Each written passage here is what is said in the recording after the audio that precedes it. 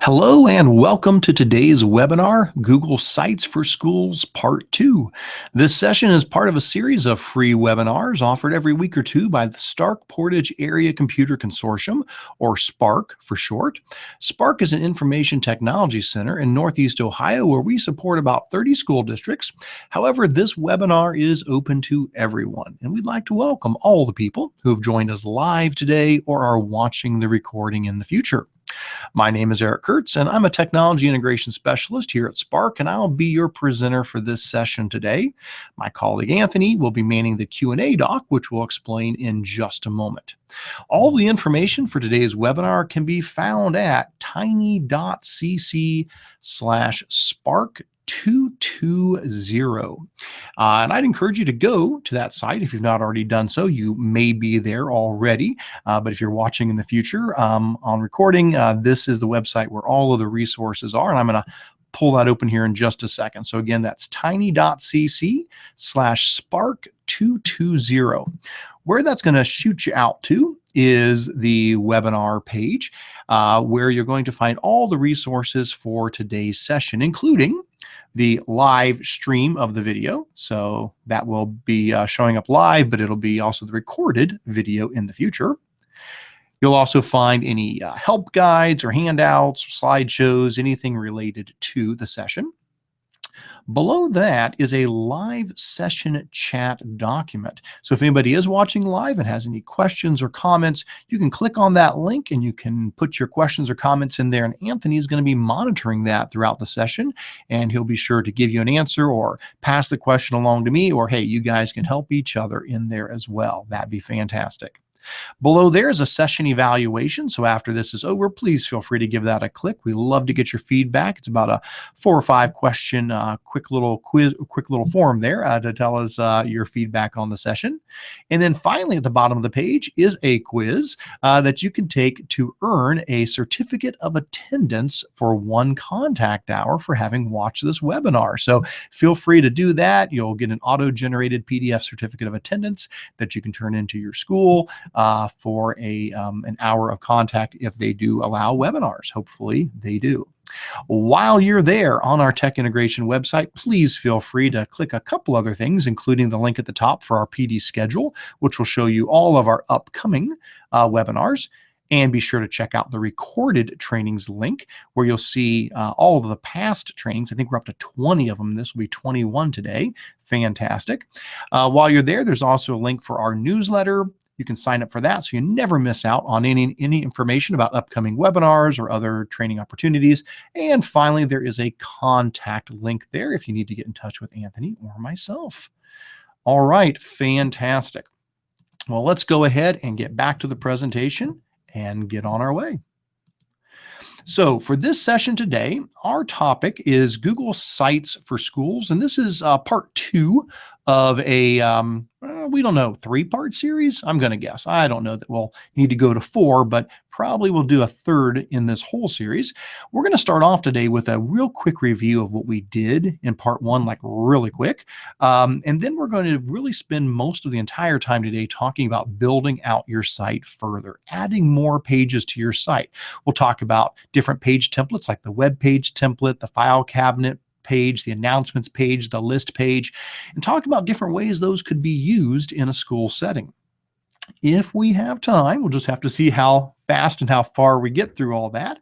We'll talk about creating your own page templates and talk about page level permissions and a few other little things further down, again, depending upon how far we get. If these things need to wrap over to session 3, so be it. Not a problem at all. We probably will have a 3rd session that'll deal more with navigation, customization, changing your header, inserting some creative gadgets, things like that.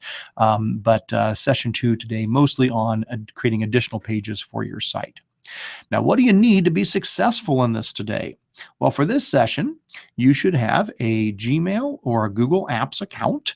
Doesn't really matter. It can be a personal Gmail account, that's fine, or school provided Google Apps account. Either way is fine.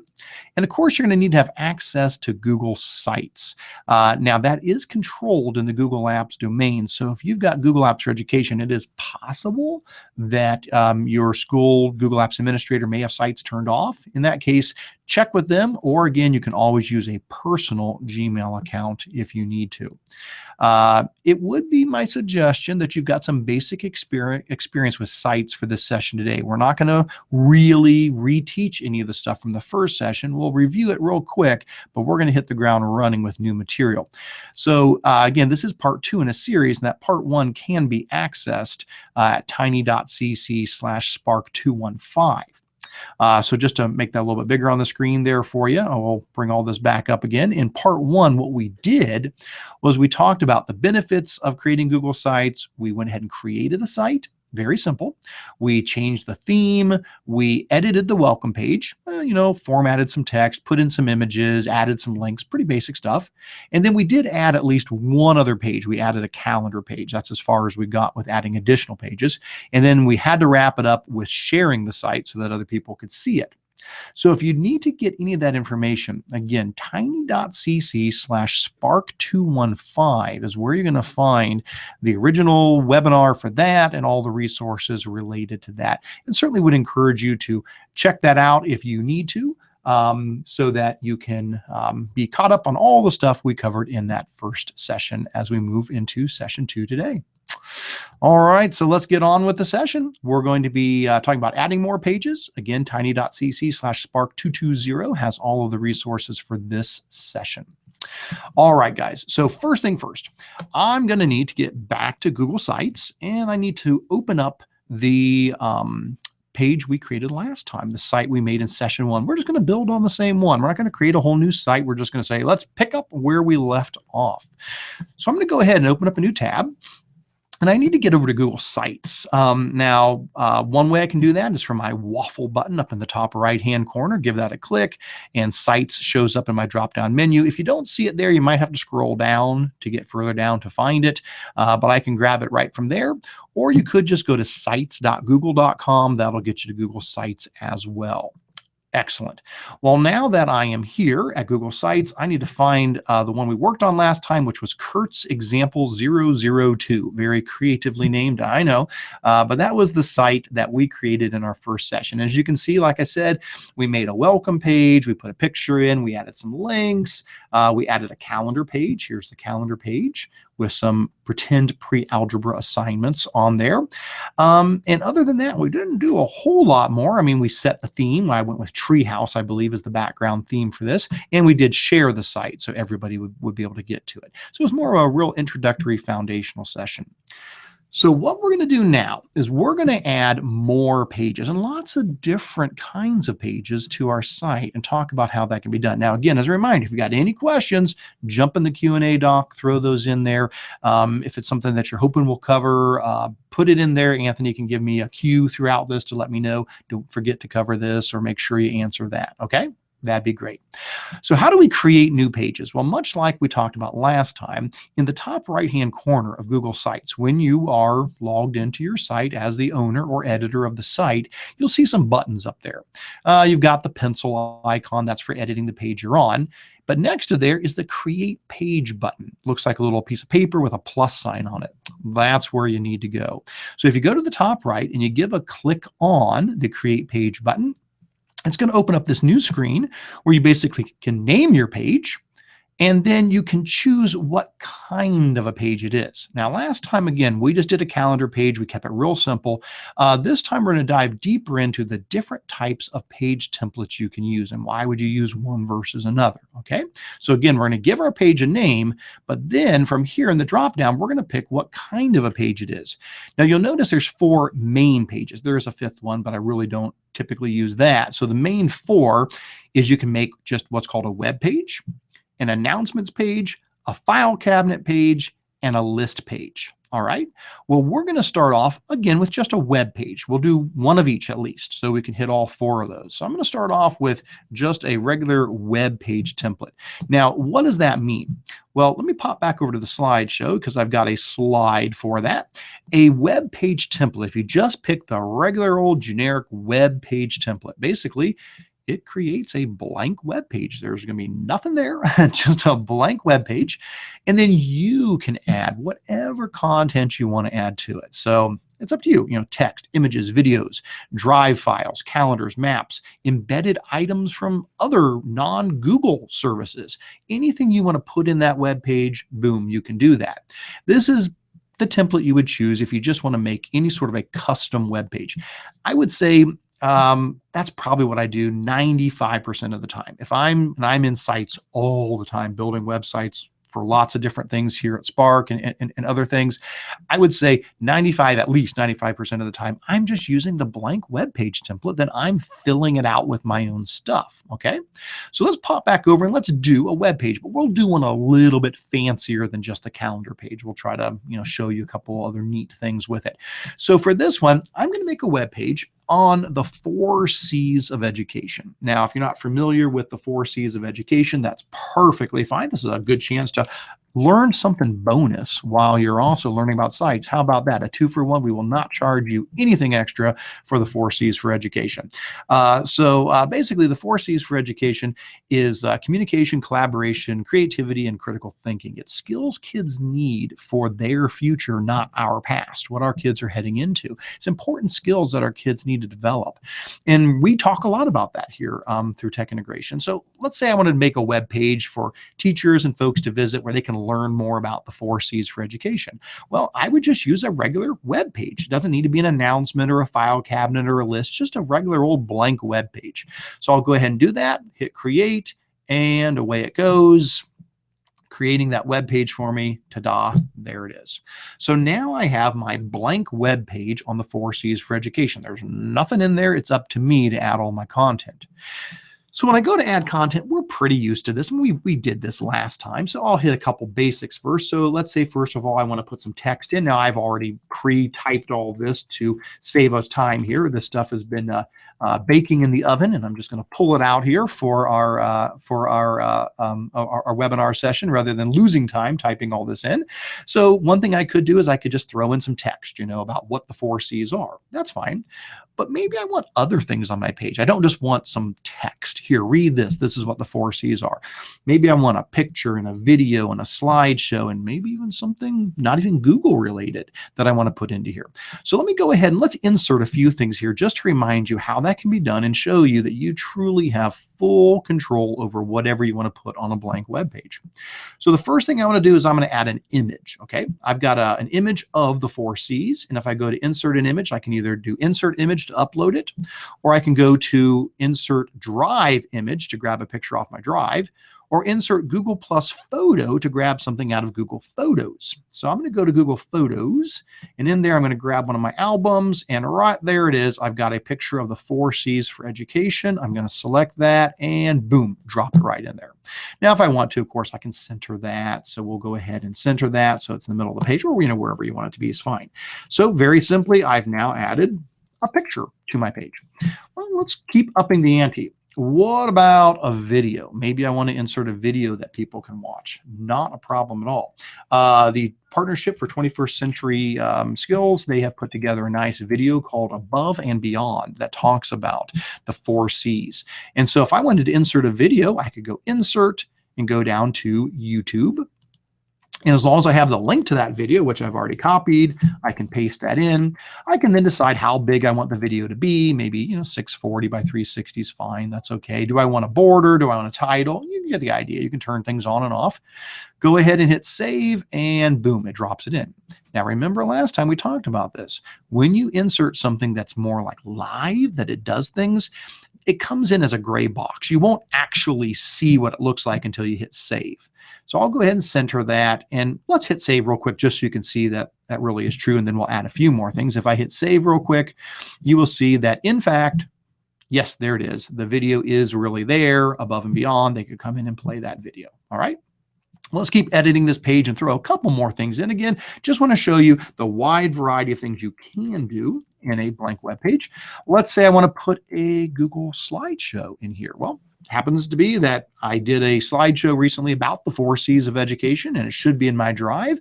So I could insert from my drive a presentation. Now notice I can insert all kinds of things: a document, a drawing, a folder, a form, an image, a spreadsheet, a video, all kinds of things from my drive. I will just pick a presentation as an example. So if I go into insert a presentation, there it is, the 4 C's of education. Grab that presentation, select it, and again, I can decide how big do I want it to be. Do I want a title around it? Do I want a border around it? Really up to me. Go ahead and save, drop that in, center that, and again, if you don't believe it's really there, let's hit save, and let's see, and there it is. It loaded in just fine. So people could come in and they could scroll through the 4 C's for education presentation. All right, one last thing. We're just going to add one more thing to this page, and then we'll move off of the general web page to some of the other templates that are available. Let's say I want to add something, and I don't find it in the insert menu. The insert menu lets me do calendars and charts and drive items and things from my photo albums and Hangouts and maps and YouTube videos. And what if it's something that's not one of those Google products?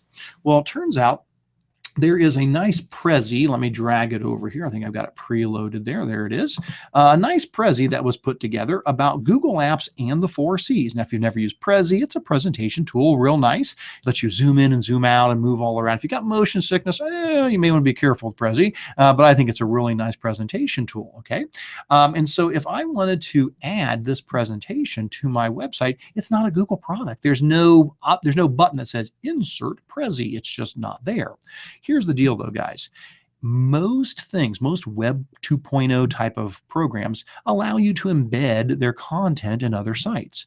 All you have to do is look for the embed button. Sometimes it's a share button. Sometimes you got to click share and then you'll find it. So embed or share or something like that.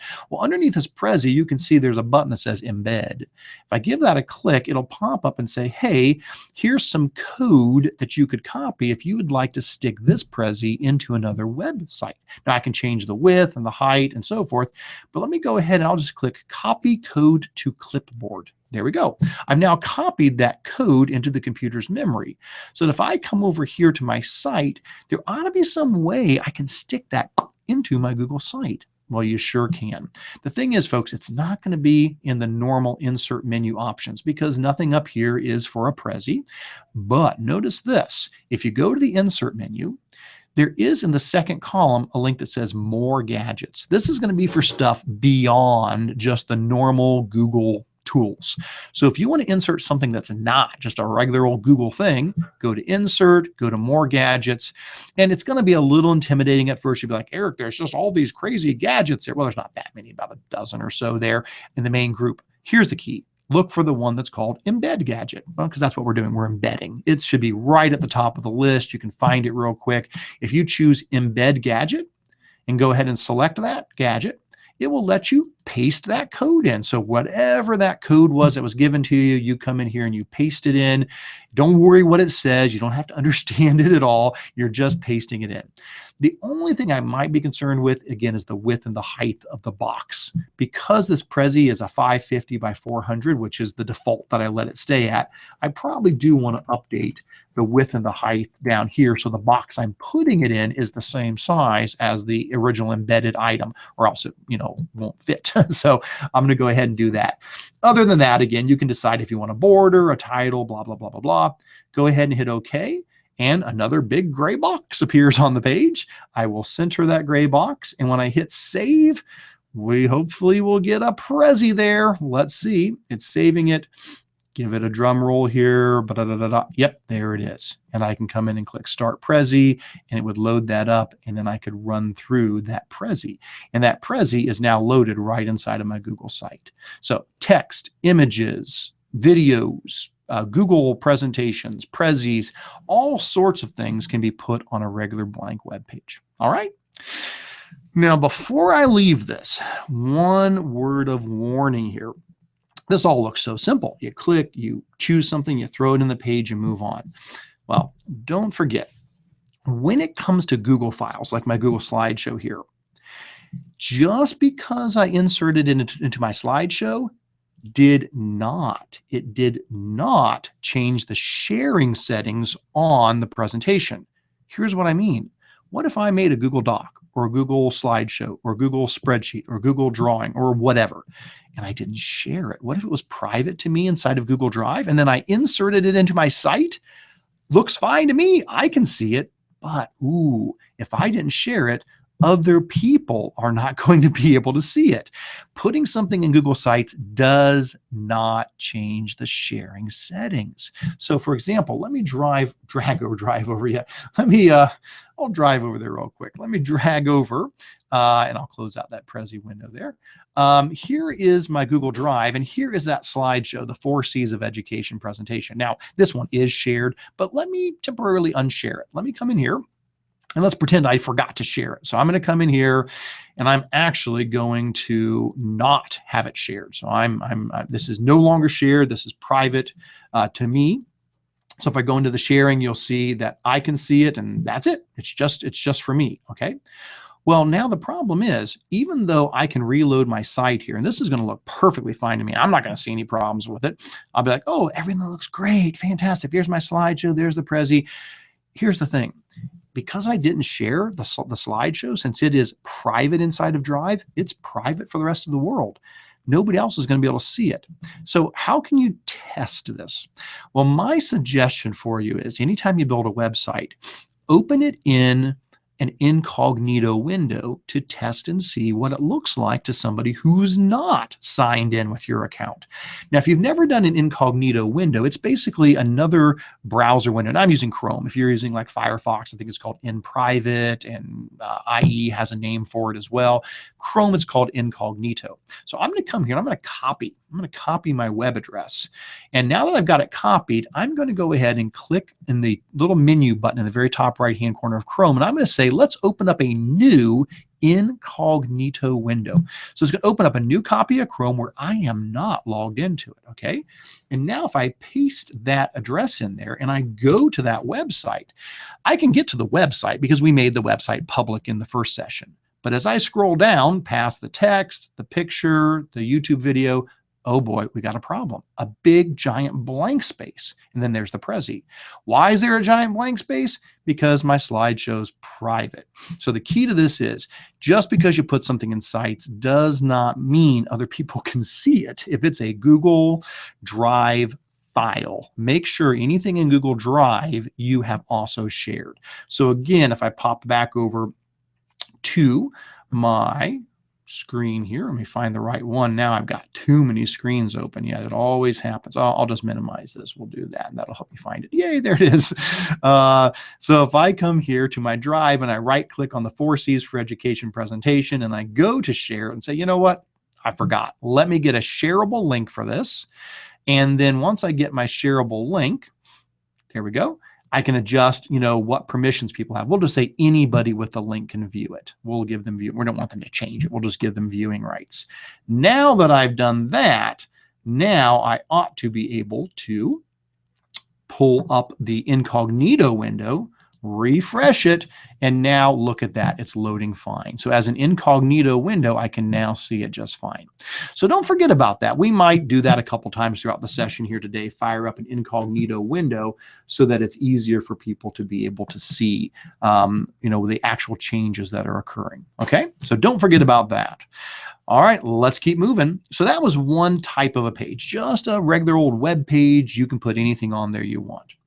Well, let's move down to a completely, and again, this is probably, 95% of my stuff, that's what it is. You just saw it right there. All the web pages pretty much like the web page for our training. So pretty much everything here on our tech integration site. If you come into the training for today, this web page, yep, that's just a blank, that's just a web page template. I added a picture to the top, I added a bunch of text, I put some links in, I embedded a video, put some more links in, I gussied it up with a couple cute little icons and stuff, but that's just a blank web page template. And I just filled it in with content, okay? But what if we do want to do something that's a little more specialized? So let's go back up to the Create Page button. And this time, instead of doing a web page, let's jump up to the File Cabinet. So we're going to do a File Cabinet template instead. So what's that? Let's pop back over to the slideshow. Got a page for that. What is a file cabinet template? Well, basically, it allows you to create a web page where you can upload or link in files and documents. Once you do add them to the file cabinet page, you can organize them within the page inside of folders. And this is good anytime you just need to get files, forms, documents to other people. So if you're a teacher, this could be your study guides, your class notes. If it's a sports website, maybe it's a permission slip. If it's a school district website, maybe it's some forms for parents to download to register their students or whatever the case might be. So if you've got files, documents, forms that you need people to access, this is an option. It's not the only way, but it's a decent option for creating that type of a page. So that's what we're going to do. We're going to go ahead and create a page, and we'll just call this page Forms and Docs. That should be fine. And we're going to make it a file cabinet page, not a web page, a file cabinet page.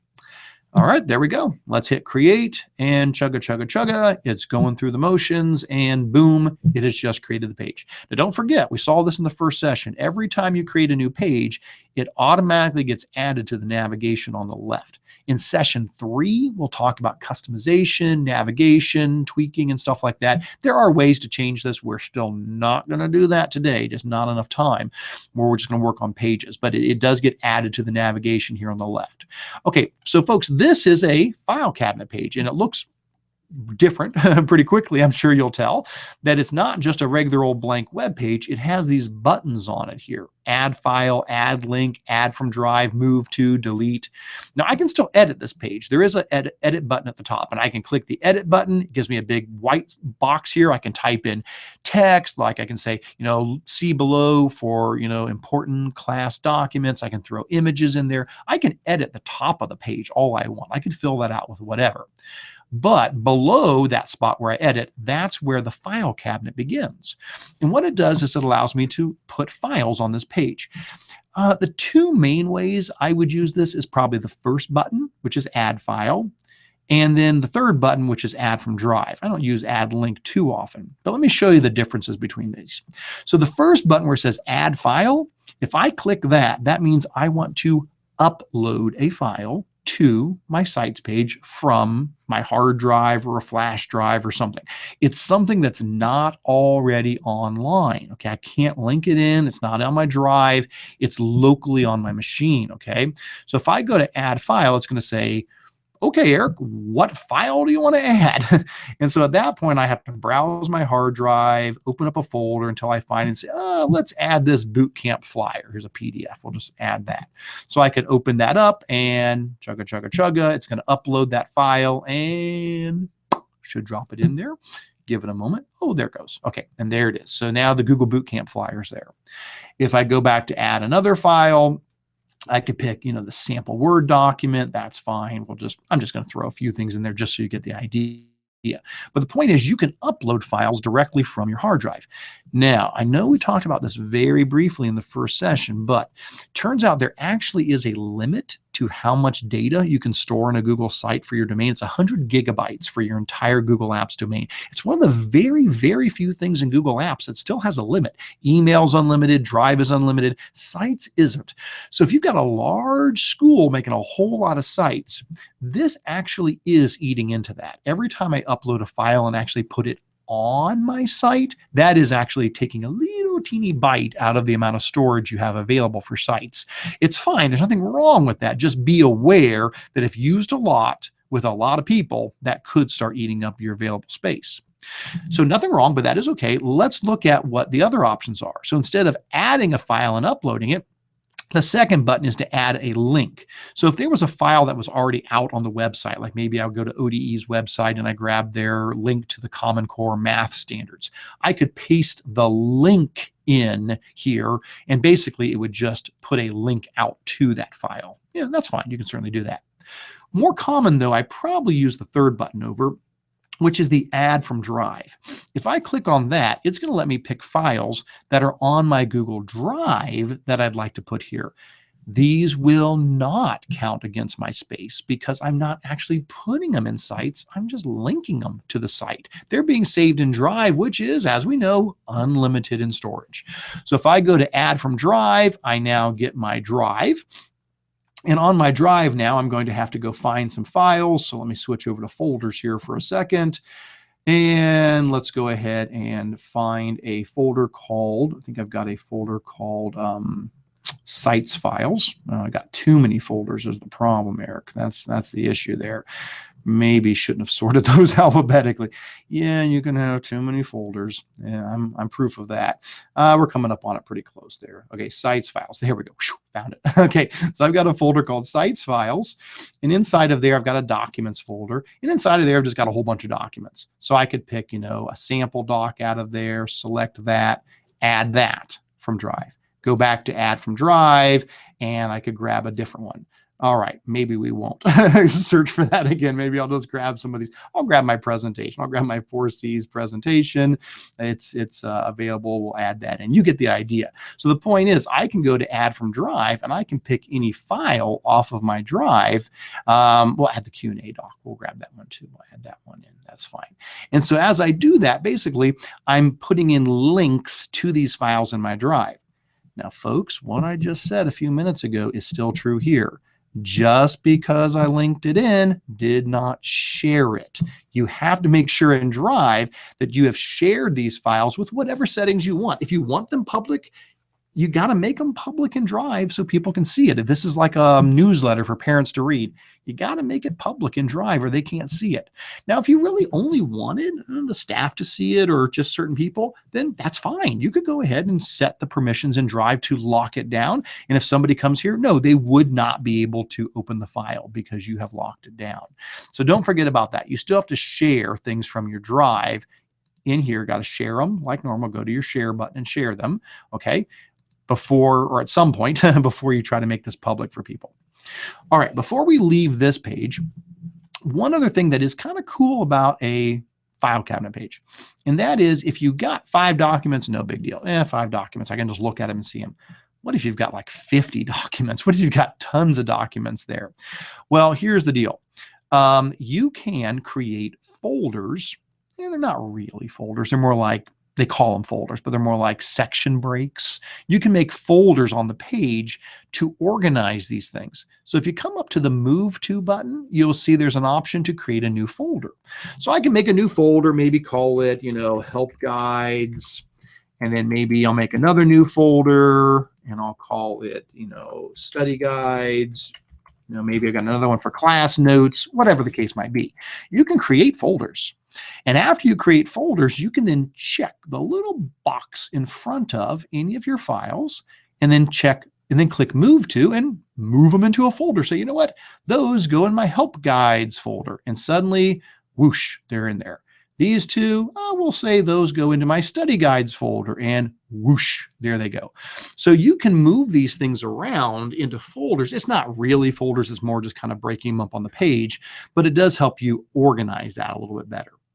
Now, again, nobody's going to see all of your edit options here. If I grab this link, and if we go ahead and open up an incognito window and paste that in, you'll see what the end user sees is just the actual list of files. They don't get the buttons to add from Drive and upload. They just see the files on the page there. They're not going to actually see all the edit stuff that you can see. All right, so that's a file cabinet page. And again, I see a lot of activity in the Q&A doc. If you do have questions, please continue to throw things in there. Anthony, if any of them you think are for the good of the cause that we should throw in at the end here, please let me know, and we'll mention those if we need to do that. Now, before we leave this, I'm going to show you one little twist on this. Nothing wrong with the file cabinet page. Don't get me wrong. Perfectly fine. Nothing wrong with the file cabinet page. However, there are other ways to put files on your website. So let me show you a twist on this. Rather than creating a file cabinet page, what if I come up here to create a new page, and we'll do a Forms and Docs 2. Whoops, if I could spell, that would help. Forms and Docs 2. We'll do a second version of this. But you know what? We're not going to do a file cabinet. We're just going to make it a regular web page, just a blank old web page. Nothing fancy about it at all, just a regular old web page. If I go ahead and create a new Forms and Docs page that's just a regular blank web page, instead of using the file cabinet, one creative thing you guys can do is you can actually insert from Google Drive an entire folder. So what if you've already done a great job of organizing all your study guides, all your class notes into happy little folders in Drive? Do you really have to make a file cabinet page and one by one keep moving files, linking them in from your Drive to the file cabinet page? Actually, no, you don't. If you've already got a folder that has all the stuff in it that you want to share, you can just stick that folder right inside of your Google site. So I've already done that. I have a folder here. Let me drag it over so you can see. I've got a folder in my Drive called Sites Files, and inside of there I have a folder called Documents. And we saw that just a few moments ago. So this folder is already created inside of Google Drive, and it's got a bunch of documents in it. Well, what I can do is from my Forms and Docs 2 page, I can insert a Drive folder. And I can grab that entire folder rather than having to go file by file. So let me come in here and let me find my, again, I know I got too many. Here we go, Sites Files, and let me find Documents. There, I can select the Documents folder. And once I select it, it's going to ask me, okay, how tall do you want it to be? How wide do you want it to be? Do you want a title on top of it? It's up to you. And then you can either do a list or a grid. I'll do a list, but I'll show you a grid in a moment just to show you what it looks like. But we'll just do list view, hit save, and that's it. Let me go ahead and hit save, and let's look at what the page looks like. Give that a moment to open. Well, look at that. So now I've got a Forms and Docs page that is basically sticking an entire Google Drive folder right inside of my Google site. So somebody could access all of those files just from this embedded Drive folder. Now, you may say, okay, Eric, so why would you do one versus the other? What's the benefit of one versus another there? Well, let me go ahead and duplicate this page and we'll jump between the two of them.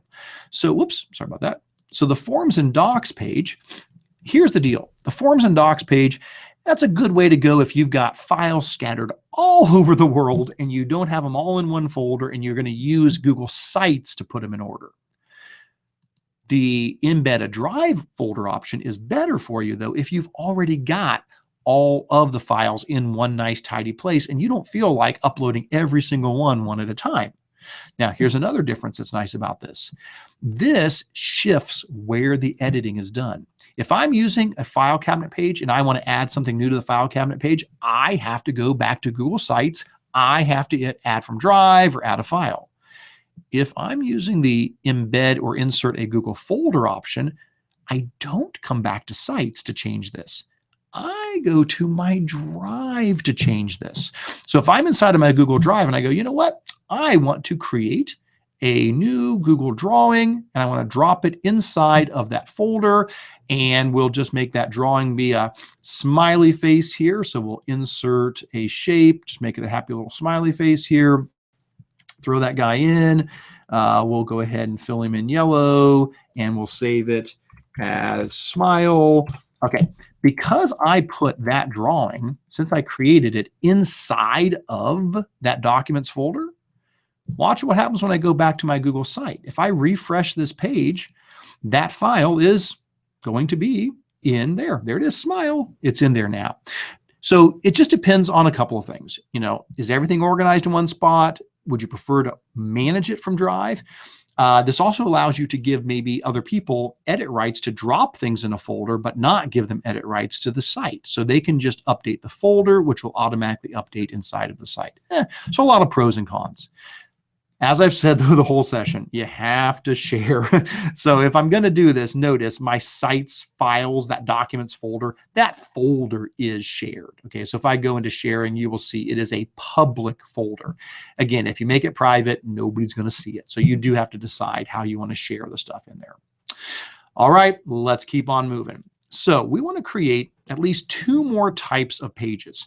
We got about 20 minutes. I think we can do it. We'll move a little quicker on these. So we've done a web page. We've done a file cabinet. What about announcements? So what's that all about? Well, let's pull up our Google slide to tell us what that is. The announcement template allows you to create a page where you can add chronological posts. So what I mean is like dated, things that have a date attached to them. So this is really good anytime that you're doing content that is being posted regularly. So maybe you've got class news that you put up every now and then, or maybe there's a student of the week, and every week you want to put a new student up there with information about them. Or maybe you or your students are maintaining a blog and you just want to add new blog entries from time to time. Whoops, sorry about that. So this is a good template if you want to do something that's more blog oriented or with chronological posts. So we're going to do that. We're going to go ahead, close out some of these windows. I know I got too many windows open, Eric. There we go. We're going to do an announcements one. And tell you what, for this one, let's do this for, we'll do upcoming webinars. We'll have that be the announcement page. And so we'll do upcoming webinars. Oops, I'm going to capitalize that there, upcoming webinars. And what I want to do is I want to add a post for, webinars coming up in the next few weeks so people can read through them one post at a time. An announcement page would make sense. That would be a good fit for this because it's something that's chronological. It's got dates associated with it and so forth. So let me go ahead and do that. I'll create a page using the announcements template and let her rip. Give that a second to come up. And there we go. So now I have a web page called Upcoming Webinars.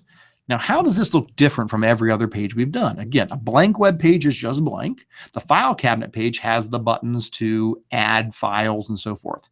An announcements page, it's pretty much blank, except, it's got a new post button. Very nice. So anytime I want to add a new post, I can click that and it'll add a new post that will keep growing down the page here on my announcements page. So let's add a new post. And let's say the next upcoming webinar is actually Anthony's. He's got a webinar called Learn Something New Every Day. And then here is all of his information about it. Let's go ahead and I'll paste that in with the date, the time. Here's the link. Let's go ahead and turn that into a live link. And maybe I even want to add a picture. So I could go insert image and I could upload an image. And I think I've got his little Learn Something New Every Day logo in my downloads. Let's throw that in there. And it's working. There it is. Okay, we'll drop that in and maybe we'll throw that over to the right and turn on wrapping and excellent. So I can make a post about Anthony's upcoming webinar on Learn Something New Every Day, October 27th. And once I'm done with that, I could hit save. Now notice that post. What is that post? Honestly, guys, it's just a blank web page. The post is just like the blank web page template. So you say, well, then why not just make a bunch of blank web pages? Because when I save this, what it does is it actually creates this as a sub-page post inside of my upcoming webinars. So now if I go to upcoming webinars, I will see here listed when it was posted, who it was posted by, and I can see that particular post. Or I can click on the post there or in the menu on the side to dig deeper into it and see it just by itself. Let's add another one. Go back to upcoming webinars, click new post, and I've got another one coming up about teaching math with Google Drawings. So we'll put in that title and we'll grab all of my information about it, plug that in there, and we'll also throw in a quick link here. So we'll highlight this, give it a link. This one is going to be all about using Google Drawings to teach mathematics. A lot of fun. Hopefully you guys will share that with math teachers and plug into that webinar November 5th. I'll insert an image as well. Let me go ahead and I'll upload just a little Google Drawings webinar icon. We'll throw that on the page. And once that's there, we can save that page off and it should be good. So let's go ahead and add that. We'll throw that over to the side. We'll turn wrapping on. Excellent. Hit save. And basically, you can keep coming back to your announcement page and just keep hitting new post. And every time you hit new post, it's going to generate another blank page. And when you come to that webinar page, you'll see that it puts them in order chronologically because I did Anthony's first. It got pushed down because it's older. And the new one I just added gets put on top of there. And you can just keep doing that week after week, day after day, whatever the frequency is, keep adding these posts and they will show up on that page. Now, another cool thing, I know a lot of people don't use this, but I do. You can subscribe to posts. If you use RSS, So like I use Feedly. That's a great website that allows me to subscribe to blogs, pull all their content in one place. That's another benefit of doing an announcement page is if anybody's using an RSS reader like Feedly or something, they can subscribe to your page and then they don't have to keep coming back on, I haven't checked Eric's page in like a month. I wonder if there's something new. If they're subscribed to it to like Feedly, it'll just show up automatically in Feedly and they'll see each day all the new stuff. So that's another nice thing about it. All right, one more type of page. All right, the last page template that we have is the list page. So let's go ahead and create another new page. And for this one, let's have this be technology links. That's what I'm going to call this page.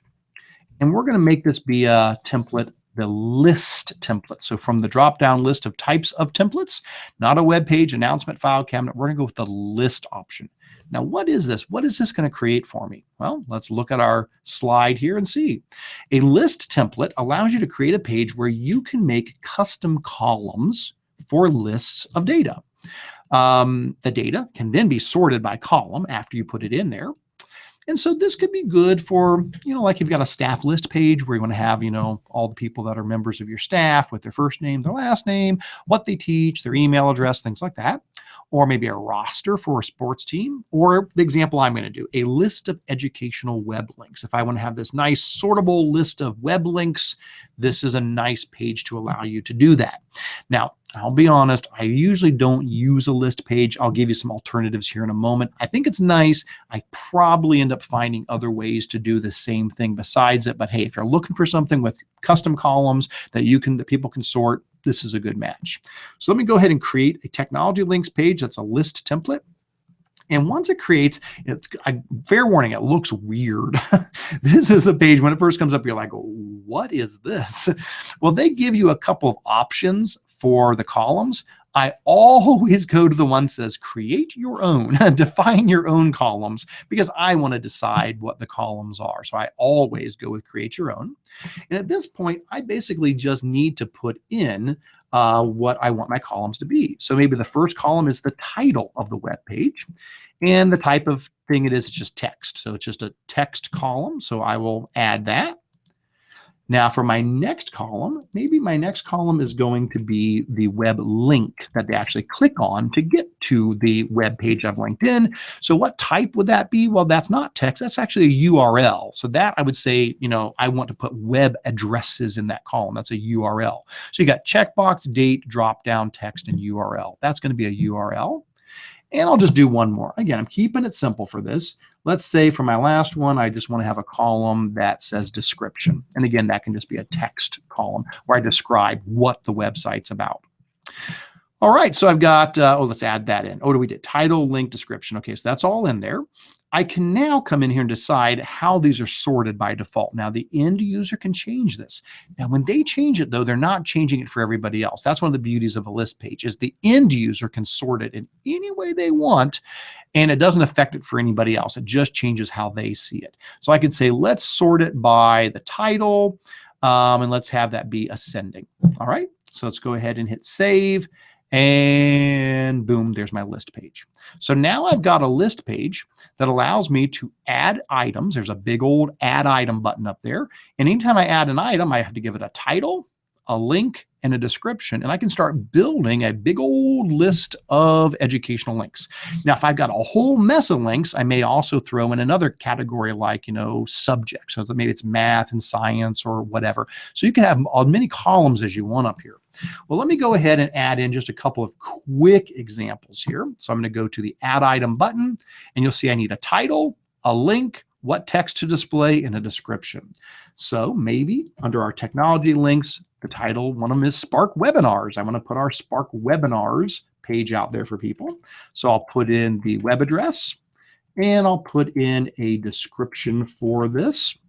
And then where it says display text, that means what is it they're actually clicking on? Yeah, that's the link you're going to, but what word or words show up? I'll just say, link, so people know click here for the link, Go ahead and hit save, and there we go. We're going to have the title, Spark Webinars, a link they can click on, and a description of it. Let's add just a couple more so we can just kind of see the idea. So maybe I'm going to add the apps user group website that I run, throw in the link for that, give the text again of link and a description. We'll just say this is a collection of Eric's Google resources. Save that, and boom, there's another item on the list page. One more, and we're done. We did a new thing recently, Anthony and I, called Spark Plugs, where we plug the awesome things our Spark districts are doing in technology. How about that? That was a clever name for that one. So this is examples of tech integration in the Spark districts. And definitely check that out if you haven't seen that, sparkplugs.blogspot.com. So let me go ahead and save that, and there we go. And so basically it creates this list that people can come in, and I'll show you. Let me copy the link and go incognito again so you can see.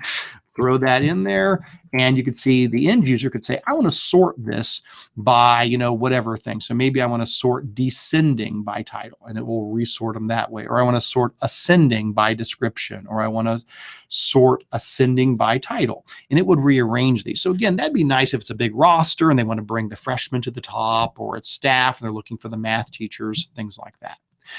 Having said that, honestly, I really don't use the list option often. If I want to put a big old list of things on the page, I might embed a spreadsheet. That works well. I might just make a blank web page and just type them in like a bulleted list of links. I guess what I'm saying is there's a lot of ways to do this. There's nothing wrong with this at all. I just personally find myself end up using spreadsheets or just typing up the list myself. Now, don't forget, if you do a spreadsheet, if I embedded a spreadsheet, you would not come back to Google Sites to edit the spreadsheet. You would go to Drive, you would edit it, you'd make the changes in Drive, and they would live show up on your site. So that's the idea. Remember, if you embed something, whether it's a Google Calendar, every time I make a change to Google Calendar, I don't change it on the site. I don't come to my site to change the calendar. I go to Google Calendar to update the calendar, and it live changes on the site.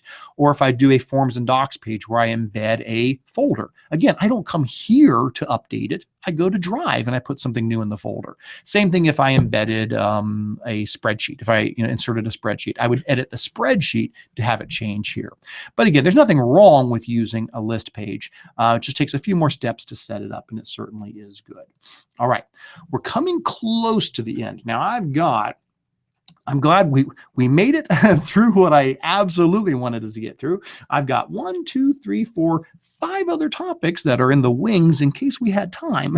We might be able to do one, I'm not sure. But I'm going to pause to see if Anthony had any big questions or things that, for the good of the cause, I need to clarify or reiterate. What do you have there, Anthony? One thing right here. Oh, I guess I did get very big, sorry. Okay.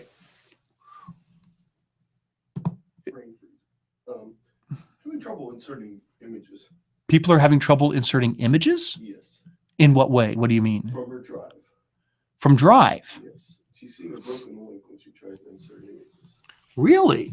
That I don't know. If I were to try to insert an image from my Drive, it shouldn't act strange. If I come here to edit and I come down to the bottom and I go insert and I don't choose image, that's uploading, and I don't choose Google Plus Photos, that's photo albums. If I go to Drive image, insert Drive image, I should just be able to pick any picture off of my Google Drive. Sometimes that's easier said than done since there's so many pictures here, but I could grab an image and select it, and it should just drop it right in. That's a big image there. And I could click on it. I could make it smaller, and then I could, center it or whatever I might want to do to it. I am at first glance not thinking of a reason why that should be a problem. As long as it's a JPEG, a GIF or GIF, however you want to say it, or a PNG, it should be fine. Now, I could understand people on the other end not being able to see it if you haven't made it public. Remember, if it's coming from your Drive, you've got to make it public. You've got to change the sharing in Drive. If you don't do that, then other people get a broken image because you didn't make it publicly viewable. So just having it in Drive and putting it in Sites isn't enough. Now, while we're on images, though, One thing I didn't mention that I will go ahead and mention real quick was, remember when we talked about inserting a Drive folder into your page? This is another really good option if you want to do a photo gallery. So what if I wanted to have a page that was a photo gallery page? I could create a page, we'll call it photos, and I could just have it be a regular old web page. I could do the exact same thing we did with inserting a Drive folder. What if I have a folder that's full of images? This is another good way to do that. If I go Insert Drive Folder, again, they've got to be publicly shared. And if I come into Insert Drive Folder and I find my Sites Files folder and I find an Images folder, I've got a folder full of pictures. I could grab that folder and I could drop that into my Drive, into my site. Now here's a nice trick though. Remember I said list versus grid? List view gives you more of that, line by line listing of the title of the files. If I inserted a Google Drive folder that was full of images, I would probably switch it over to grid view so people can get thumbnails of them. So if I save that and click save, now I'm going to get a folder inserted inside of my site, inside of my Google site, and inside of there, I'm going to see all the pictures that are sitting inside of that Drive folder, and then people could come in and click on individual pictures to open them up.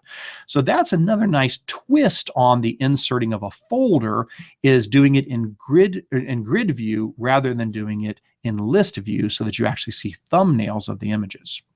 Oh, we're almost out of time. Real quick, Anthony, something really important you need to mention. What's up? How do we insert dynamic text? I don't know what you mean by dynamic text. Ones that pop up with black background, this is where they go. Dynamic text, you're talking about something that pops up when they first visit the website. Probably we'll see that in the third session because that's into customization. I don't think we're going to dig into that today. That's more the third session for sure. The focus of that was going to be tweaking and customizing. So changing your navigation. How do you add a horizontal navigation bar? How do you change the navigation on the side? How do you replace your header with something completely different? How do you do some of those special pop-up things? How do you do some special gadgets? How do we do the scrolling slide show that we have on some of the web pages? I'm going to have to probably collect those together into the third session. Anything else? If you embed a spreadsheet document or so forth, you can just share access to the sheet, not have to give someone else access to the web page.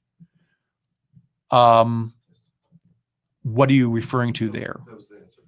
But I don't know what the question was. Oh, how would you share that when you embedded a page?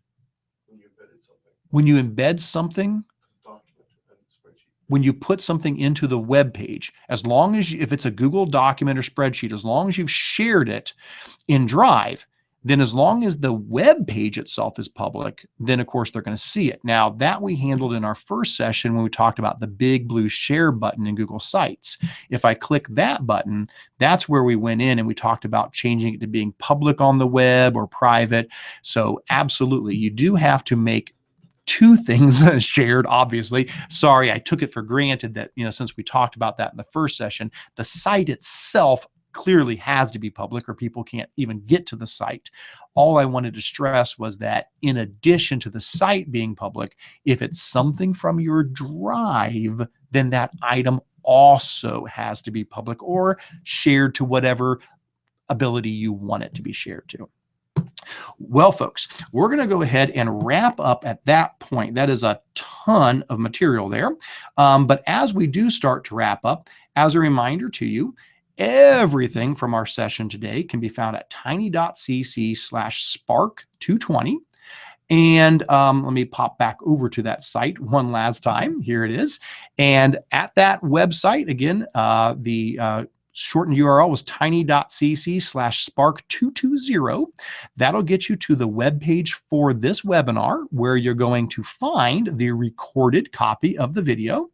You're going to find all the help resources, including a really detailed help guide. It's over here. It's like, 26 pages long, really big help guide I put together on using Google Sites. Link to the earlier webinar is there as well if you need part one. You'll also find the session evaluation. Please do fill that out. Love to get your feedback. And hey, get credit for what you just did. Take the session quiz and it'll generate a PDF certificate of attendance to prove that you have completed this webinar. While you're there, again, please feel free to visit the PD schedule link to see upcoming webinars. We've always got those coming up, usually about one a week. Visit recorded trainings to see the 20 plus previous webinars we've put up. Sign up for our newsletter so you'll never miss anything, and feel free to contact us as well. So again, thank you so much for taking the time to watch this session today. I hope to see you again over the coming weeks for more educational technology webinars. Thanks so much and take care.